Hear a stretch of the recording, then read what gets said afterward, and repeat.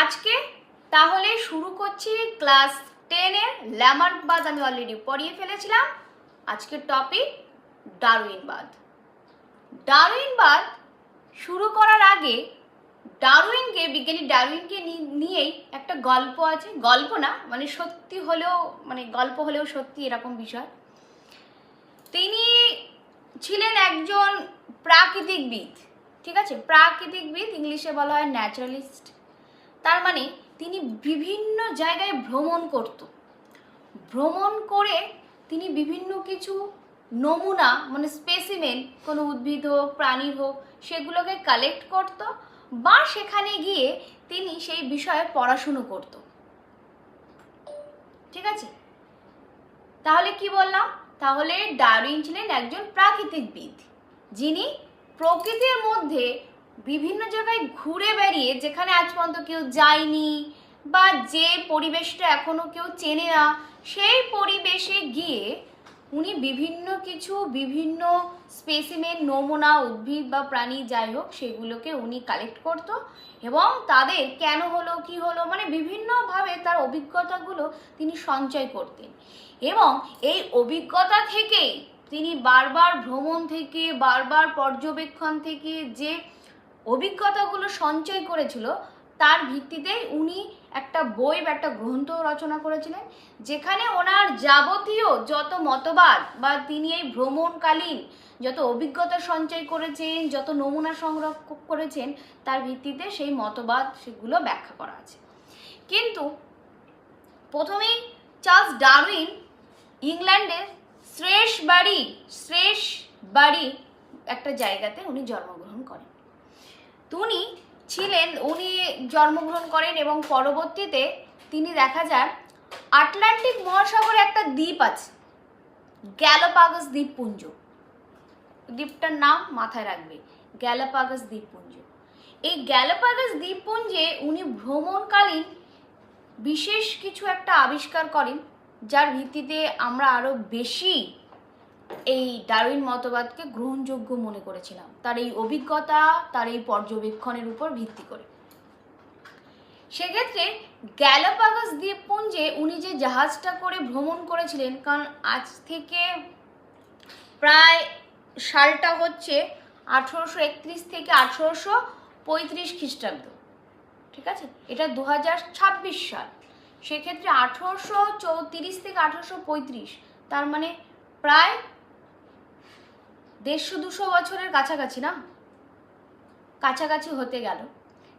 তখন এরকম প্লেন করেছিল না, প্লেন করে ল্যান্ড করে গেলাম, ট্রেন ছিল না চলে গেলাম, এরকম কিছু ছিল না। তখন তিনি জাহাজ যে করে ঘুরে বেড়াতেন, সেই জাহাজটার নাম ছিলেন HMS বিগল। HMS Beagle. এই HMS বিগল জাহাজে করে উনি যখন ভ্রমণ করেছিলেন, জাহাজের নামটাও ইম্পর্টেন্ট, জাহাজের নামটা তলায় আন্ডারলাইন করবে। অনেক ক্ষেত্রে আমরা জাহাজের নাম, তিনি কোন জাহাজে করে ভ্রমণ করেছিলেন, সেই নামটাও পাই। তিনি এই জাহাজে করে কোন দ্বীপপুঞ্জে গেছিলেন? গ্যালাপাগোস দ্বীপপুঞ্জ। গ্যালাপাগোস দ্বীপপুঞ্জে গিয়ে উনি এক ধরনের পাখিকে লক্ষ্য করেন বা পর্যবেক্ষণ করেন। সেই পাখিটার নাম উনি দেন, যেহেতু ওনার দেখা পাখি, ডারউইন ফিঞ্চ পাখি, ফিঞ্চ। তো সেক্ষেত্রে এখানে যে কাহিনীটা বলা আছে, সেই কাহিনীটা ভালো করে বোঝো, মন দিয়ে বোঝো। তিনি যখন আটলান্টিক মহাসাগরের বুকে এই দ্বীপপুঞ্জটা অবস্থান করছে, তা এই আটলান্টিক মহাসাগর ধরো এই, ঠিক আছে, এইদিকে আরো আছে, এই অংশগুলো রাখলাম না, ঠিক 916, মনে হয় সামথিং 916 কিলোমিটার দূরে একটা দ্বীপপুঞ্জ তৈরি হয়েছিল। ঠিক আছে, একটা দ্বীপপুঞ্জ তৈরি হয়েছিল। তার মানে সেটা এই প্রধান যে দ্বীপটা, প্রধান যে মহাদেশটা, সেই মহাদেশ থেকে বিচ্ছিন্ন হয়েই এই দ্বীপটা তৈরি হয়েছিল, যেটা প্রধান যে দেশ তার থেকে প্রায় 916 কিলোমিটার দূরে অবস্থান করছে। 916 কিলোমিটার আমাদের ক্লাস 10 এর টেক্সট বইতে নেই। তা এই 916 কিলোমিটার দূরে যে দ্বীপপুঞ্জটা অবস্থান করছে সেই দ্বীপপুঞ্জটার নাম হচ্ছে গ্যালাপাগোস দ্বীপপুঞ্জ। ঠিক আছে, গ্যালাপাগোস দ্বীপপুঞ্জ।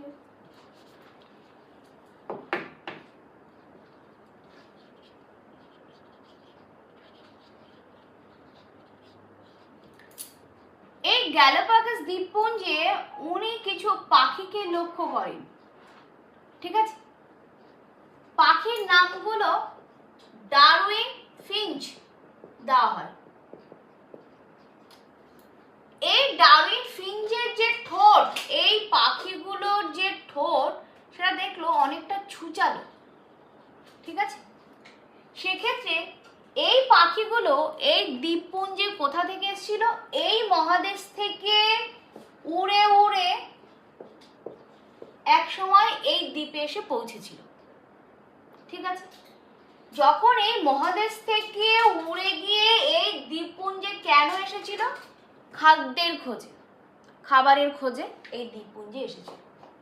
তা যখন খাদ্যের খোঁজে এই দ্বীপপুঞ্জে ফিরে এসেছে বা এই দ্বীপপুঞ্জে এসে বসবাস করতে শুরু করেছে, বাস করতে শুরু করেছে, তখন এই ফিঞ্চ পাখিগুলো আর এই মহাদেশে ফেরত যায়নি, ফিরে যায়নি।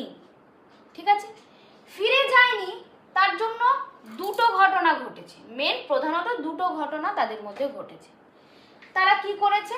তারা এখানে যে পাখি তাদের মধ্যেই ব্রিড করতে শুরু করেছে, মানে একে অন্যের সাথে মিলেমিশে জনন করছে। আগে কি করছিল? এই মহাদেশে অনেক পাখি ছিল, হচ্ছে এখানকার পাখি এখানে, এখানকার পাখি এখানে, এরকম জনন হচ্ছিল।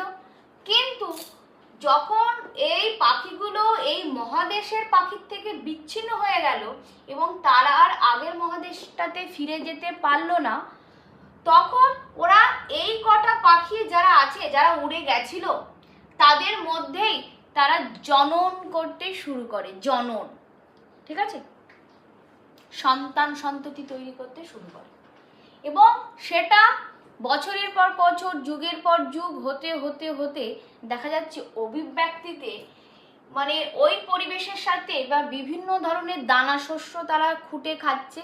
এই খুঁটে খাওয়ার জন্য বা বিভিন্ন ধরনের খাদ্য আহরণের জন্য তাদের ঠোঁটের গঠনগত পরিবর্তন হলো। ঠিক আছে, ঠোঁটের গঠনগত পরিবর্তন। এই ঠোঁটের, দাদা কল করছে, ওকে একটু বলো, আমি কল ক্লাস করছি, লিখে দাও। ঠোঁটের গঠনগত পরিবর্তন। এই যে ঠোঁটের গঠনগত পরিবর্তন হলো, সেটা এই মহাদেশে থাকা যে পাখি তাদের ঠোঁটের গঠন থেকে আলাদা। ঠিক আছে, তাদের ঠোঁটের গঠন থেকে আলাদা। তাহলে কি বললাম, আরেকবার সামারি করি। তিনি মূলত কি করেছিল? গ্যালাপাগোস দ্বীপপুঞ্জে ভ্রমণ করেছিল। এই গ্যালাপাগোস দ্বীপপুঞ্জে যখন ভ্রমণ করেছিল, তখন উনি এক ধরনের ফিঞ্চ পাখি দেখেন। তোমার ফোন থেকে ফোন করে একটুখানি বলে দাও।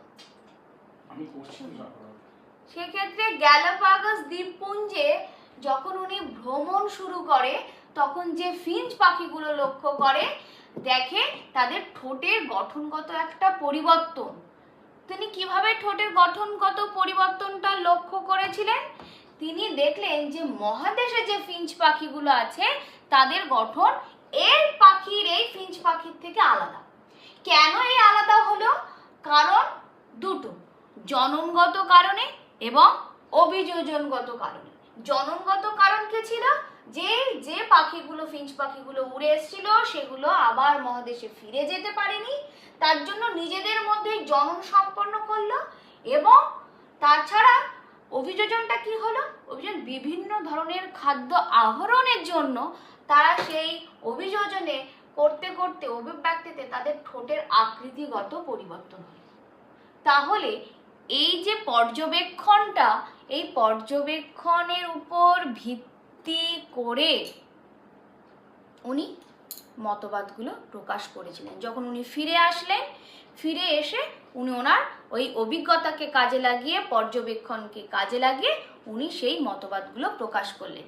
ঠিক আছে, উনি আরও ভ্রমণ করেছিলেন, আরও ওনার অভিজ্ঞতা ছিল, শুধু এই একটা নয়, কিন্তু এটা সব থেকে প্রধান বা মূল কারণ হিসাবে দেখানো হয়েছে। এটা গেল।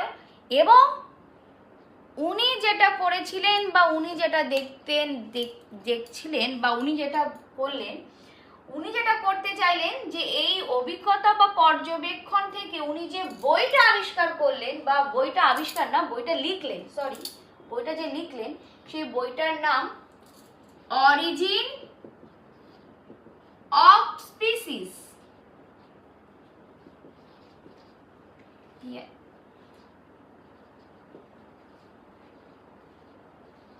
by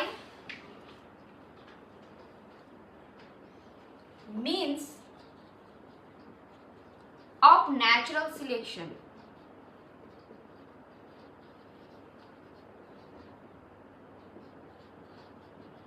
এই গ্রন্থে উনি যাবতীয় মতবাদকে প্রকাশ করলেন, এক। আর দ্বিতীয়ত, উনি গ্যালোপাগোস দ্বীপপুঞ্জকে উনি জীবন্ত ল্যাবরেটরি বলে ঘোষণা করলেন।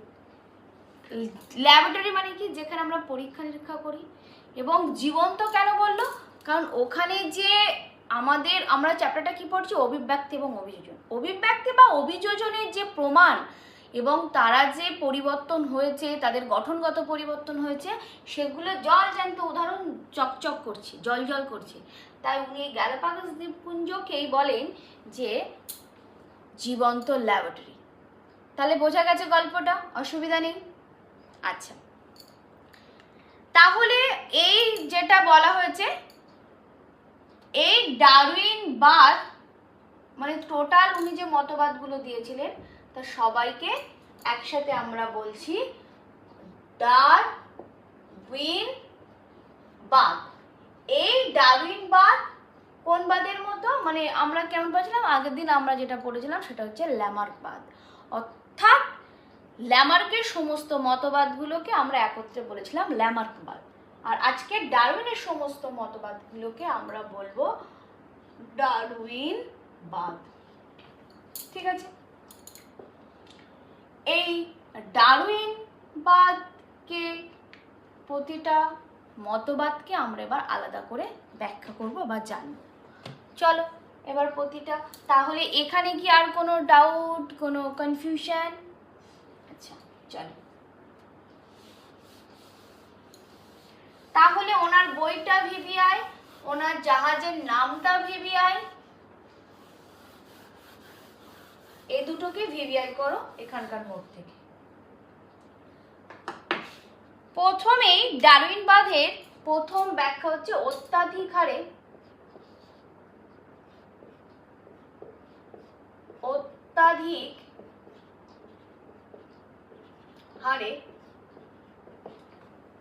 বংশ বিস্তার।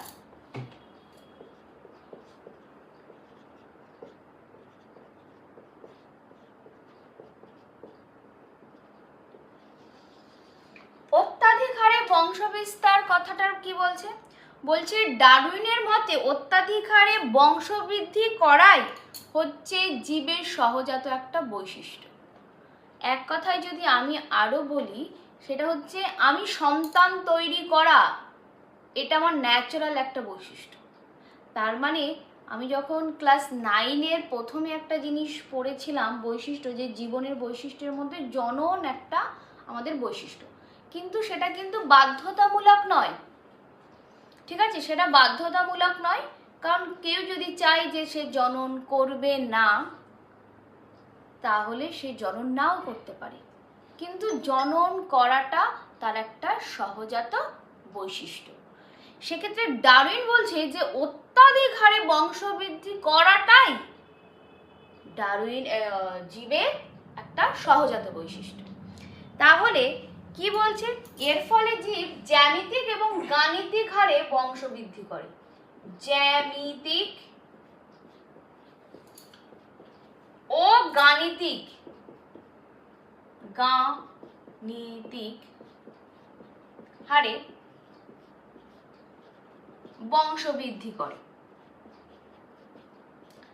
জ্যামিতিক এবং গাণিতিক হারে বংশবৃদ্ধি করাটা হচ্ছে দেখা গেছে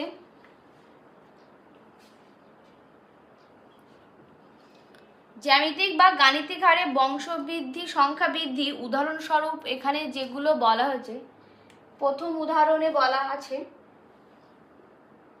স্যালমন মাছ। স্যালমন মাছ একটা প্রজনন ঋতু যদি আসে, মানে যে সময় সারা বছর ধরে তো ও সন্তান তৈরি করতে পারে না, একটা ঋতু আসে যে ঋতুতে ও মধ্যে ডিম পাড়ার যে ঋতু, সেই ঋতু আমরা ক্লাস 12-এ যদি বায়োলজি নিয়ে দেখবো আমাদের ইস্টারাস সাইকেল, মেনস্ট্রুয়াল সাইকেল, বিভিন্নভাবে বিভিন্ন প্রাণীর যখন তখন চাইলেই সে সন্তান তৈরি করতে পারে না, বা যখন যখন চাইলেই সে গর্ভবতী হবে এমন না, যখন তখন থাকলেই যে সে উত্তেজিত হবে তেমন নয়। সেক্ষেত্রে বিশেষ করে এখানে স্যালমন মাছের কথা বলা হয়েছে, যে মাছগুলো বিশেষ বিশেষ ঋতুতেই শুধু ডিম পাড়তে পারে। ঠিক আছে, সেই বিশেষ বিশেষ ঋতুতে দেখা যাচ্ছে এক জোড়া স্যালমন, স্ত্রী স্যালমন মাছ, অবশ্যই সন্তান যে তৈরি করছে সেই স্ত্রী হবে, স্ত্রী স্যালমন মাছ প্রায় 3 কোটি ডিম পাড়ে। তাহলে এখানে অত্যাধিক হারে বংশবৃদ্ধি করা জীবের একটা সহজাত বৈশিষ্ট্য গেল, এটা গেল। আর একটা গেল যে ঝিনুক, এখানে আরেকটা তোমার টেক্সট বইতে যা আছে সেগুলোকে আমি বলার চেষ্টা করছি। ঝিনুক দেখা যাচ্ছে যদি ওকে বংশবিস্তারের কাউন্ট করা হয়, দেখা যাচ্ছে 12 কোটি ডিম্বাণু তৈরি করতে পারে, 12 কোটি ডিম্বাণু। এক, তাছাড়া যদি হাতি কে ধরা হয়, হাতি যদি 750, হ্যাঁ এক্স্যাক্টলি 750 বছর যদি বেঁচে থাকে, তাহলে কতগুলো সন্তান সে তৈরি করতে পারবে? দেখা যাচ্ছে 90 লক্ষ সন্তান সে তৈরি করতে পারবে, 90 লক্ষ সন্তান। কিন্তু হাতির ক্ষেত্রে একটা মজাদার ঘটনা হচ্ছে যে হাতি 12 বছরে একটাই সন্তান তৈরি করে, 12 বছরে ও একটা করে সন্তানই দেবে। যেহেতু 12 বছরে একটা করে সন্তান দেবে, তো দেখবা হাতি যখন সন্তান জন্ম দেয় তখন সে মাঝখানে থাকে, বাদ বাকি বড় বড় হাতি যারা আছে সবাই ওই বাচ্চাটাকে চারপাশ থেকে ঘিরে রাখে, যত্ন করে। কারণ কি, প্রতি বছর বছর প্রতি প্রজনন ঋতুতেই ওই যে সন্তান জন্ম দিচ্ছে তা না। ঠিক আছে, সেক্ষেত্রে 12 বছরে হাতির একটা সন্তান জন্ম হচ্ছে। তাহলে এই যে উদাহরণগুলো থেকে আমাদের কাছে স্পষ্ট হচ্ছে যে অত্যাধিক হারে বংশবৃদ্ধি করাটা জীবের একটা সহজাত বৈশিষ্ট্যের মধ্যে পড়ে। তাছাড়া এখান থেকে আরেকটা জিনিস জানো কি, এটা হচ্ছে মায়ের ভালোবাসা, মায়ের ভালোবাসা ব্যস্ত আনুপাতিক সম্পর্ক হচ্ছে সন্তান সংখ্যা।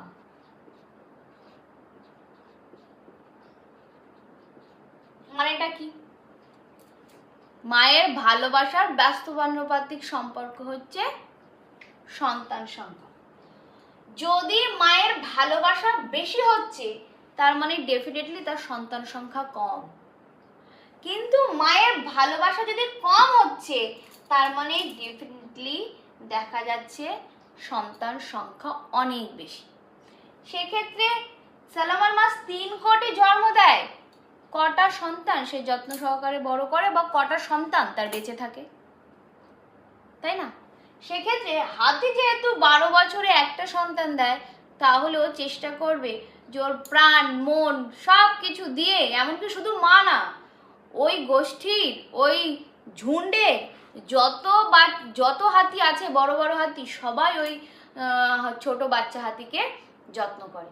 কারণ কি, 12 বছর পরে আমি একটা পেয়েছি, অত সহজে কি হারাতে দিই? ঠিক আছে? তাহলে এইটা তুমি লিখবে না, এটা কখনোই তুমি নোটে লিখবে না, কিন্তু এটা হচ্ছে ব্যাপারটা, জিনিসটা হচ্ছে এটাই যে মায়ের ভালোবাসা যত কম হচ্ছে তার মানে হচ্ছে বাচ্চার সংখ্যা অনেক বেশি, মায়ের ভালোবাসা বেশি তার মানে বাচ্চার সংখ্যা সিঙ্গেল, অল্প বা একটা। সেক্ষেত্রে আমরা হচ্ছে নিউট্রাল, আমরা দুটো করে তো আমরা নিউট্রাল, বেশিও না কমও না। তাহলে একটা গেল। নেক্সট হচ্ছে সীমিত খাদ্য এবং বাসস্থান। তাহলে এই পয়েন্টটা বোঝা গেছে, ডারউইনের প্রথম যে অত্যাধিক হারে বংশবৃদ্ধি, বোঝা গেছে? আচ্ছা,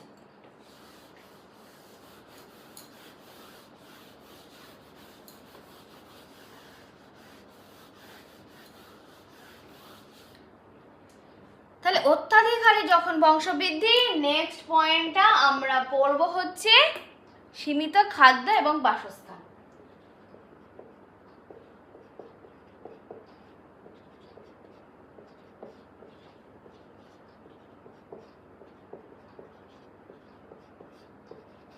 সীমিত খাদ্য আর বাসস্থান, পৃথিবীতে খাদ্য সংখ্যা যেমন সীমিত, বাসস্থানের সংখ্যাও সীমিত। পৃথিবীতে জনসংখ্যা বাড়ছে বলে পৃথিবীটা তুমি টেনে একটু লম্বা করে দিলাম, যাই আমরা কজন এখানে গিয়ে বাস করি, এটা সম্ভব নয়।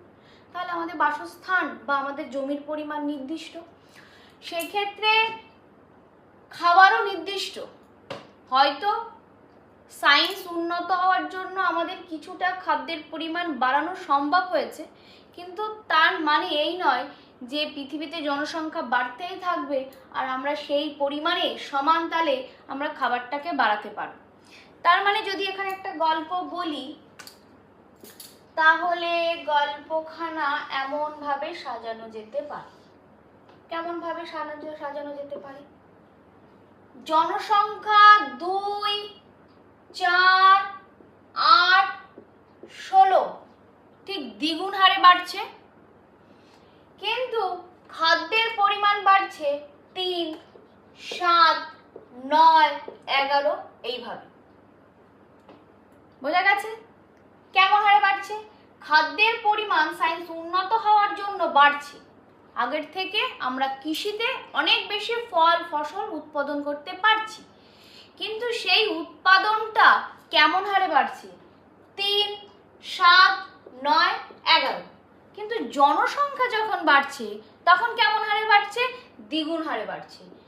যে দুটো সন্তান আবার দুটো দিলে 4টে মিলে 8টা, 8টা 16টা, 16টা 32টা। একটা সময় এখানে মনে হচ্ছিল যে এই তো আমরা 4 জন, খাবার দালে 7, তাহলে ঠিকই আছে, কিন্তু যখন দ্বিগুণ হারে ছাড়িয়ে গেল, দেখো একটু একটু করে জনসংখ্যা কতটা দ্বিগুণ হারে বাড়ছে, সেক্ষেত্রে খাদ্যের পরিমাণ কমে যাচ্ছে। শুধু খাদ্যের পরিমাণ কমে যাচ্ছে না, আমাদের বাসস্থানের পরিমাণও কমে যাচ্ছে। তার জন্য আমরা একজনের মাথার উপর আরেকজন বাস করি, তার মানে ফ্ল্যাট বাড়িতে থাকি, যেহেতু আমাদের জনসংখ্যা বাড়ছে তাই। সঙ্গে আমরা কৃষি জমিগুলোর উপরে দখল করে আমরা বাড়ি বানাই, তাই না, বাসস্থান খোঁজার চেষ্টা করি। তাহলে পৃথিবীতে সীমিত খাদ্য এবং বাসস্থান রয়েছে, ভূপৃষ্ঠের আয়তন সীমাবদ্ধ হওয়ায় জীবের বাসস্থান এবং খাদ্য সীমাবদ্ধ। তাহলে লাইনটার মানে বোঝা গেছে? ক্লিয়ার? ওকে। এইবার অস্তিত্বের জন্য জীবন সংগ্রাম, VI করো। ডারউইনের যতগুলো মতবাদ উনি দিয়েছিলেন, সব থেকে ইম্পর্টেন্ট এবং পরীক্ষা পারপাসে সব থেকে বেশি ইম্পর্টেন্ট হচ্ছে এইটা, সেটা হচ্ছে অস্তিত্বের জন্য জীবন সংগ্রাম। অস্তিত্বের জন্য জীবন সংগ্রাম।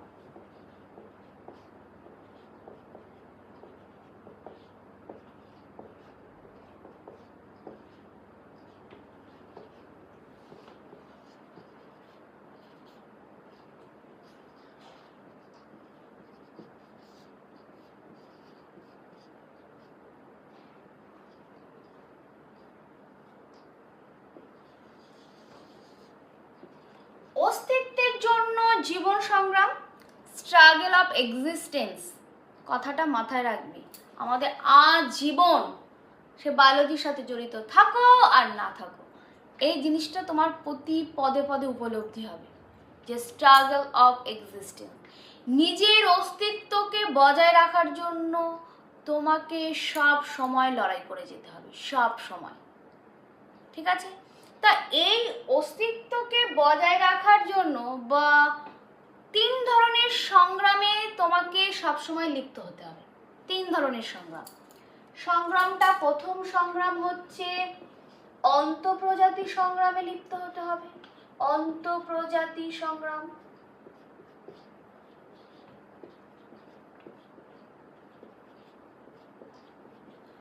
দ্বিতীয় নম্বরে তোমাকে হতে হবে আন্তঃপ্রজাতি সংগ্রাম, আন্তঃপ্রজাতি সংগ্রাম।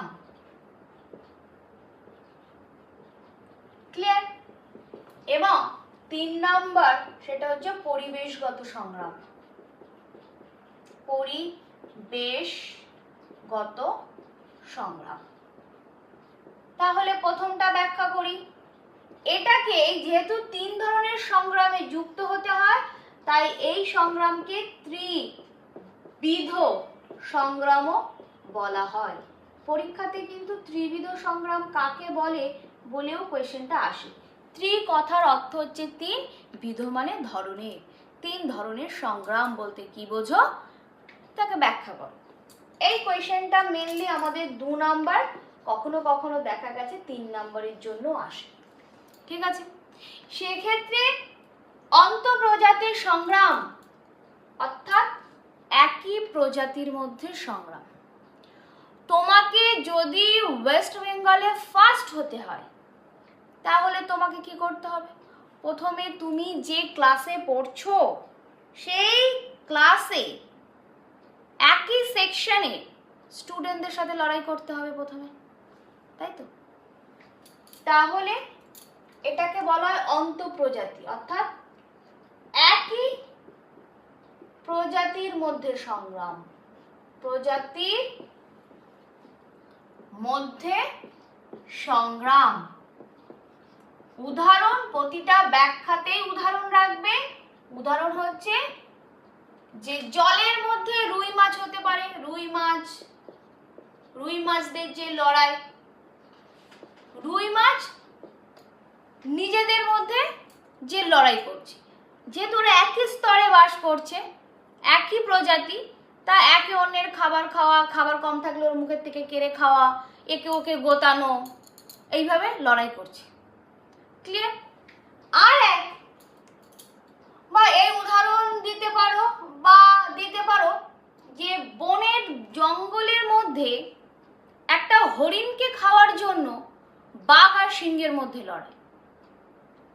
তাহলে বাঘ এবং সিংহ দুটো আলাদা প্রজাতি, তা তাদের মধ্যে সরি একই প্রজাতির কথা। কোনো হরিণকে খাওয়ার জন্য যখন বাঘেদের মধ্যে লড়াই, তুই খাবি না আমি খাবো, ঠিক আছে, তখন বাঘেদের মধ্যে লড়াই। তুমি আরো এরকম খুঁজে অনেক উদাহরণ নিজেও লিখতে পারো। ঠিক আছে? তাহলে অন্তঃপ্রজাতি ইংলিশটা কি? ইন্ট্রা স্পেসিফিক,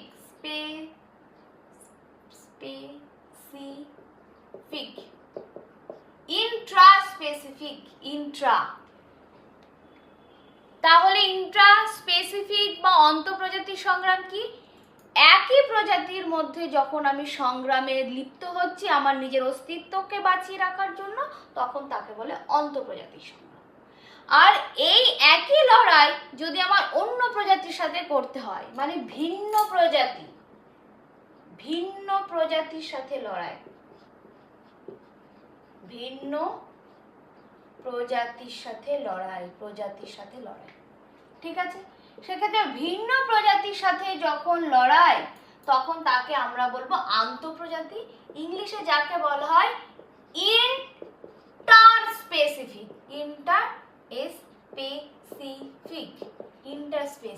ইন্টার, ওটা ইন্ট্রা, এটা ইন্টার স্পেসিফিক লড়াই। ভিন্ন প্রজাতি ওই হরিণকে খাওয়ার জন্য যদি বাঘ ও সিংহের মধ্যে লড়াই হয় তাহলে তাকে আমরা বলবো ইন্টারস্পেসিফিক সংগ্রাম।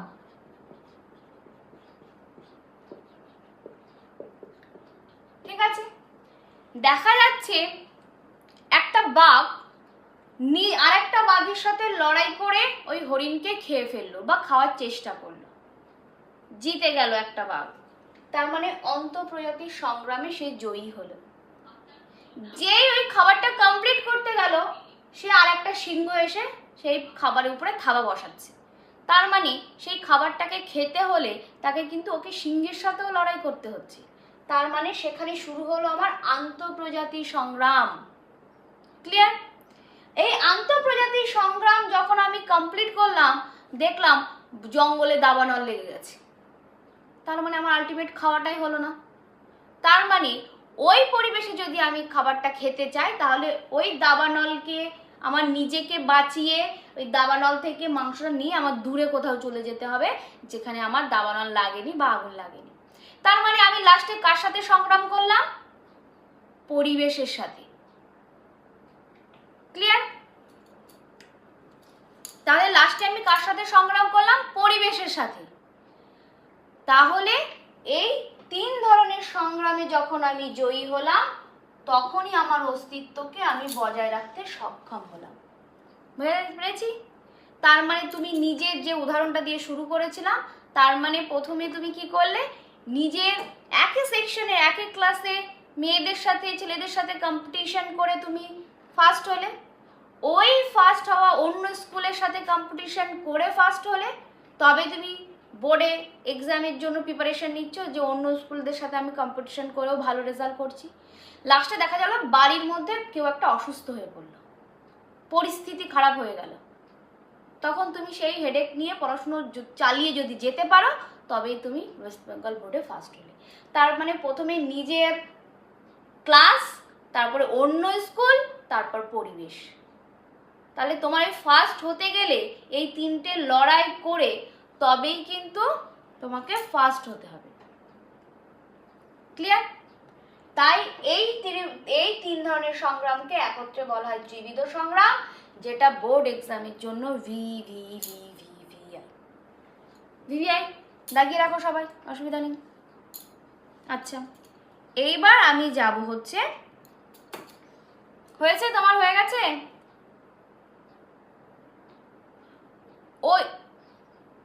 ওই চ্যাপ্টারটা শর্ট কোয়েশ্চেন পড়তে লাগো।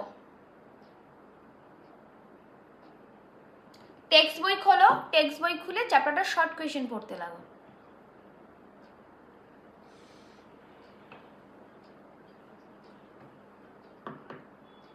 করতে লাগো, টেক্সট বই পড়তে শুরু করো, 2-3টে পেজ পড়ে নাও, দেখো, তারপর ডাউট।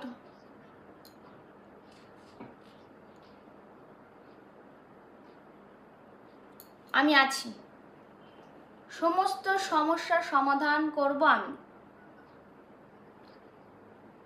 ওকে, ঠিক আছে। তুমি প্রথম থেকে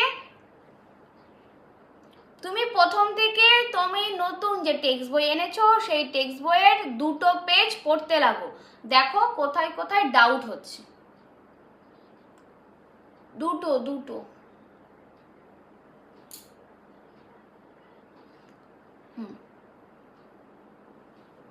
একদম ঠিক আছে। ওকে, গুড, ঠিক আছে। আমি দেখে নিচ্ছি, তুমি আমাকে ফটো পাঠাবে, আমি রিচেক করে নিচ্ছি। নেক্সট আমি তাহলে এবার 4 নাম্বার মতবাদটাকে ব্যাখ্যা করতে চলেছি। 4 নাম্বার মতবাদটা কি? 4 নাম্বার মতবাদ হচ্ছে ভ্যারিয়েশন বা প্রকরণ। ঠিক আছে, ভেদ বা প্রকরণ। ভেদ বা প্রকরণ ব্যাপারটা আমরা অলরেডি পড়ে এসেছি। ভেদ বা প্রকরণ কাকে বলে? পৃথিবীতে কোনো জীব কখনোই হুবহু একই রকম হয় না, এমনকি একই মায়ের পেটের 2টো সন্তান তারাও একই রকম হয় না। তুমি তোমার বোন একই না, তুমি তোমার দাদা একই না, তুমি তোমার ভাই একই না। ঠিক আছে? এমনকি দুটো যমজের মধ্যেও কিছু না কিছু অমিল থাকে। তা এটাই ভেদ বা প্রকরণ। সেক্ষেত্রে বিজ্ঞানী ডারউইন বলেছেন দুটি জীবের মধ্যে কিছু না কিছু পার্থক্য বা ভেদ থাকবেই। এমনকি ওই যে বললাম, এমনকি একই পিতামাতার দুটি সন্তানের মধ্যেও পার্থক্য থাকে। এবং যা প্রজননকালে বলেছে 3 প্রকার সংগ্রামে যদি কেউ জয়ী হলো, মানে 3 নম্বর পয়েন্টে আমি যেটা বোঝালাম ত্রিবিধ সংগ্রাম, এই ত্রিবিধ সংগ্রামে যদি কেউ জিতে যায় তার মানে সে পরিবেশের সাথে মানাতে পেরেছে বা পরিবেশের সাথে অভিযোজিত হতে পেরেছে। এই অভিযোজন যখন কমপ্লিট করলো তখন তার মধ্যে কিছু গঠনগত পরিবর্তন আসলো, যেটা তার আগের প্রজন্ম থেকে একটু আলাদা হলো। এটাই ভেদ বা প্রকরণকে তৈরি করতে প্রধান কার্যকর বা প্রধান লাইন হিসেবে বলা হয়েছে। বোঝা গেছে? ভেদ বা প্রকরণ সম্পর্কে আমরা আগেই জেনেছি। ডাউট? আচ্ছা, নেক্সট তাহলে এখানে একটু লিখে দিই, ক্ষুদ্র ক্ষুদ্র ধারাবাহিক পরিবর্তনই ভিন্ন প্রজাতির উদ্ভবের জন্য দায়ী। ক্ষুদ্র ক্ষুদ্র, লাইনটাকে দাগিয়ে রাখো, ক্ষুদ্র ক্ষুদ্র মানে ছোট ছোট, ধারাবাহিক মানে হচ্ছে কন্টিনিউয়াস, ধারাবাহিক পরিবর্তন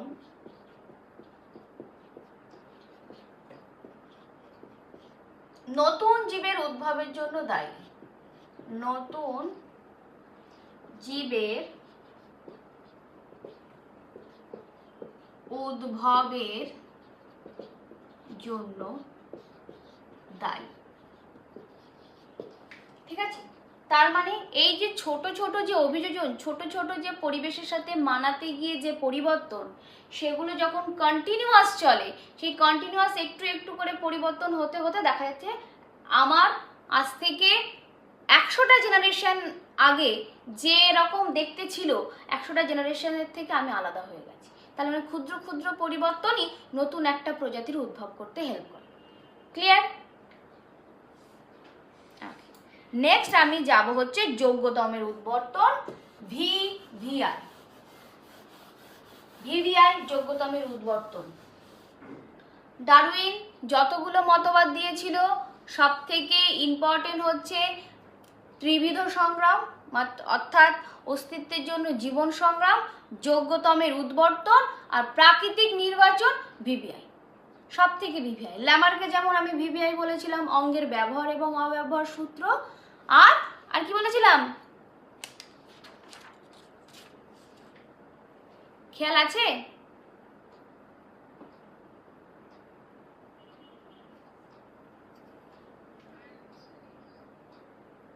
এখনই ভুলে গেলে কি করে হবে?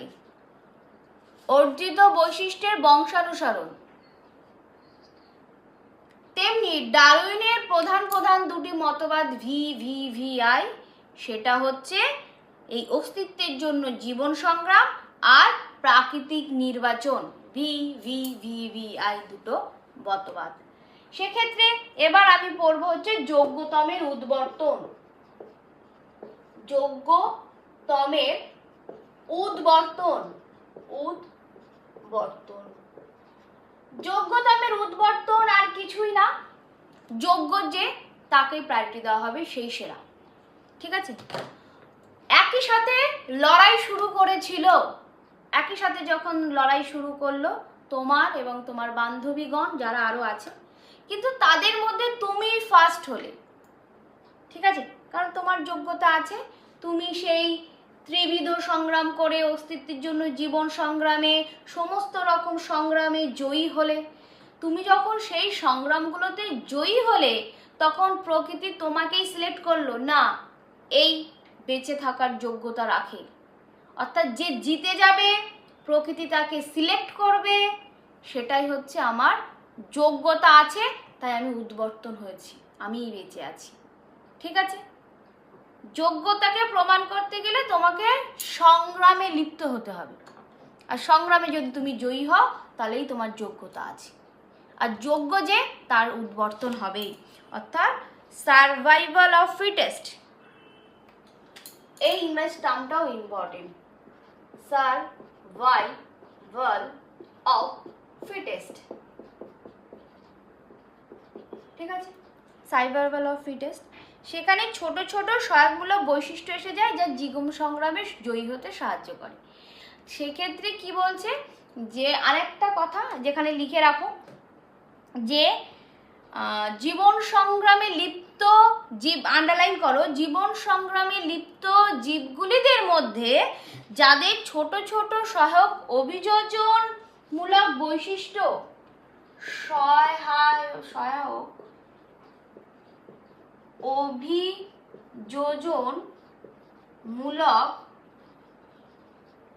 বৈশিষ্ট্য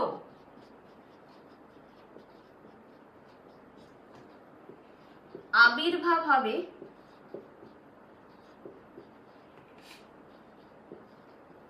তারাই যোগ্যতম।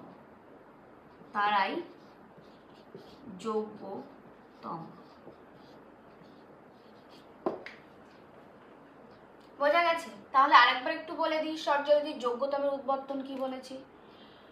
বলেছে যে ওই লড়াইতে সবাই একসাথে লড়াই করছে, কিন্তু জিতবে কে? জিতবে যার কাছে এক্সট্রা পাওয়ার আছে, যার কাছে এক্সট্রা কোনো হাতিয়ার আছে।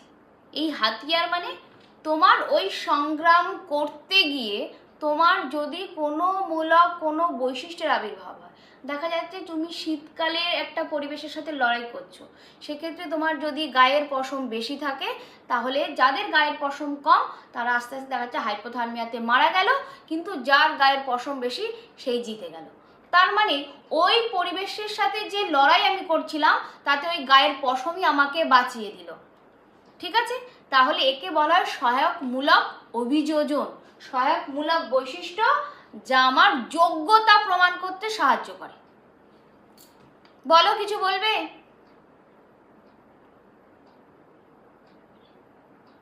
পড়েছো? আর 10 মিনিট। তুমি কি একটু পুরনো পড়া রিভিশন দেবে?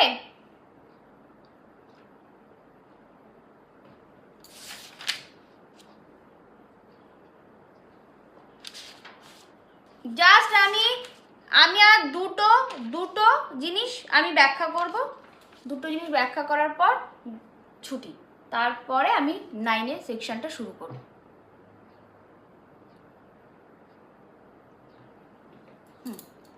সেক্ষেত্রে প্রাকৃতিক নির্বাচন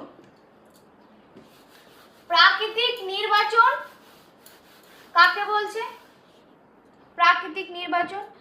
প্রাকৃতিক নির্বাচনটা ভিভিআই করো, প্রাকৃতিক নির্বাচন।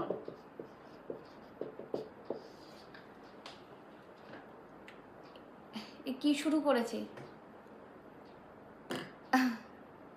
হ্যাঁ, প্রাকৃতিক নির্বাচন অর্থাৎ ন্যাচারাল সিলেকশন। ন্যাচারাল সিলেকশনের ডেফিনেশন যেটা আছে সেটাই পড়বে। কি বলেছে? এর প্রতিপাদ্য সর্বাপেক্ষা গুরুত্বপূর্ণ যে প্রাকৃতিক প্রক্রিয়ায়, মানে যে প্রাকৃতিক প্রক্রিয়ায় অনুকূল ভেদ বা অভিযোজনমূলক ভেদ সমন্বিত জীবেরা অন্যদের সঙ্গে প্রতিযোগিতায় অধিক সুবিধা ভোগ করে তাকে প্রাকৃতিক নির্বাচন বলে। সেক্ষেত্রে কিছুই না, যোগ্যতা আমি কি করে প্রমাণ করেছিলাম? আমার কিছু বৈশিষ্ট্য বা ভেদের আবির্ভাব হয়েছিল যা আমার ওই সংগ্রাম করতে হেল্প করেছিল।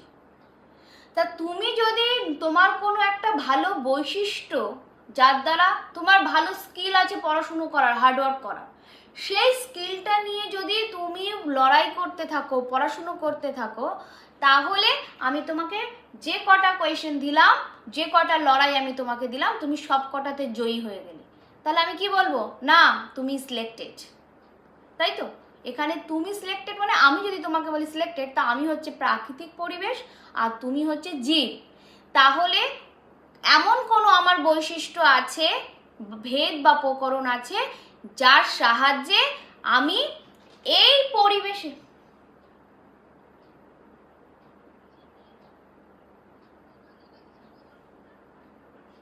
একদম একদম একদম।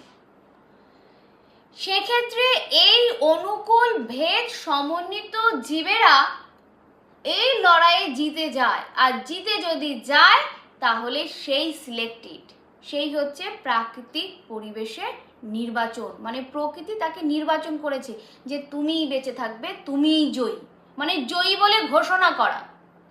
যে লড়াইয়ের শেষে কাউকে তো জয়ী, যে জিতেছে তাকে তো জয়ী ঘোষণা করতে হবে, তা প্রকৃতি তাকে জয়ী বলে ঘোষণা করে দিয়েছে। প্রকৃতি তাকে জয়ী বলে ঘোষণা করলো কি করে? মাইক নিয়ে তো আর বলতে পারে না তুমি জিতে গেছো, তুমি জিতে গেছো, এরকম তো বলতে পারে না। তার মানে যারা হেরে গেছে তারা আস্তে আস্তে বিলুপ্ত হয়ে যাওয়া মানেই যে বেঁচে আছে, যে টিকে গেছে সেই জয়ী, আর বাদ বাকি সব হেরো। বুঝেছো? তাহলে প্রাকৃতিক নির্বাচন কিন্তু VVI। তাহলে প্রকৃতির সাথে আমি ত্রিবিধ লড়াই করলাম কি করে? আমার অনুকূল ভেদ বা আমার একটা পজিটিভ একটা বৈশিষ্ট্য আছে, সেই বৈশিষ্ট্য নিয়ে আমি লড়াই করলাম, আমার যোগ্যতাটাকে প্রমাণ করলাম। আমার যোগ্যতা যখন প্রমাণ করলাম, প্রকৃতি তখন আমাকে নির্বাচন করলো। প্রকৃতি যখন নির্বাচন করলো, দেখা যাচ্ছে আমার পূর্বপুরুষ বিলুপ্ত হয়ে গেছে। কারণ কি? আমার পূর্বপুরুষ সেই পরিবেশের সাথে মানাতে পারেনি, আমি মানিয়ে গেছি। কি করে মানিয়ে গেছি? সেই পূর্বপুরুষের একসাথে যারা লড়াই শুরু করেছিল তাদের মধ্যে, ধরো আমার বাপ ঠাকুরদার মধ্যে যারা ভাই ভাই ছিল তারা সবাই গরিব রয়ে গেছে, আমার বাবা একাই বড়লোক হয়ে গেছে, তার মানে আমিই টিকে গেছি। আমার বাবা টিকে গেছে, তার মানে সেখান থেকে আমি, আমার থেকে নেক্সট জেনারেশন। তার মানে যারা হেরে গেছে, যারা, তার মানে সব গরিব। এটাকে আমি আবার ব্যাখ্যা করবো না যে গরিব বড়লোক। এখানে গরিব বড়লোক মানে হচ্ছে পজিটিভ মানে প্রকরণ আর নেগেটিভ প্রকরণ। নেগেটিভ প্রকরণ কাদেরকে বলছি? যে জিনিস আমার এই সংগ্রামে সাহায্য করছে না তারা নেগেটিভ, যারা এই সংগ্রামটাতে সাহায্য করছে বা লড়াইটাতে সাহায্য করছে তারা হচ্ছে পজিটিভ। তাই পজিটিভ যে বৈশিষ্ট্যগুলো আছে সেগুলো নিয়ে যখন আমি যোগ্যতার প্রমাণ করে দিয়েছি, প্রকৃতি আমাকে সিলেকশন করে নিয়েছে, তখন আমি আমার পূর্বপুরুষের থেকে আলাদা একটা বৈশিষ্ট্য যুক্ত হলাম। এই আলাদা যখন বৈশিষ্ট্য যুক্ত হলাম, তার মানে আমি নতুন একটা প্রজাতি হয়ে উদ্ভব হলাম। ঠিক আছে? নতুন একটা প্রজাতির উদ্ভব হলো। সেখানে ছোট ছোট বৈশিষ্ট্য, ছোট ছোট বৈশিষ্ট্য পুঞ্জীভূত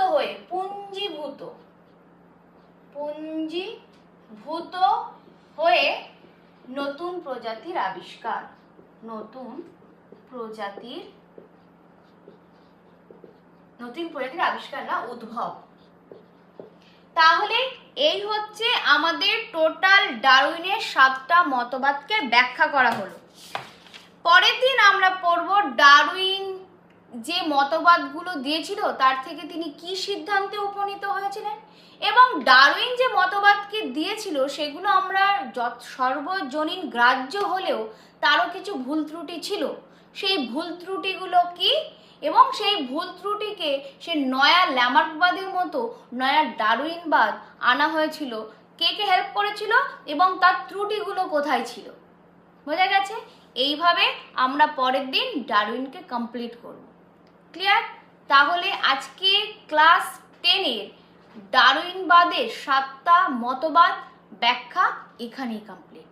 নেক্সট ক্লাসে এই চ্যাপ্টারের ডারউইনের মতবাদের ভুল ত্রুটি নতুনভাবে বিশ্লেষণগুলো তাহলে আমরা পড়ছি। ক্লিয়ার? তাহলে এখানে ডারউইনবাদ থিওরি বা মতবাদ কমপ্লিট।